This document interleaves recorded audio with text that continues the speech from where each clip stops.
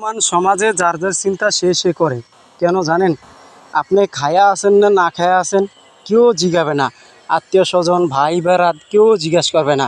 আজকে আমার কথাগুলো আমি বলি, আমার দুইটা ভাই কাছে থাকে অথচ আমাকে জিজ্ঞেস করে না।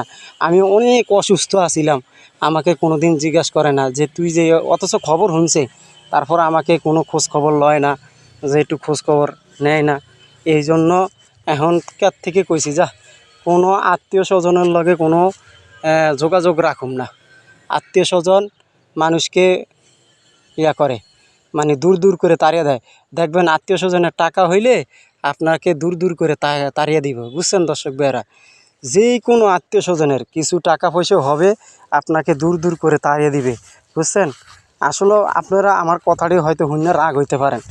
আপনারা দেখবেন আপনার মা ভাই বোন যারা যারা আছে দেখবেন আপনাকে দূর দূর করে তাড়িয়ে দিবে।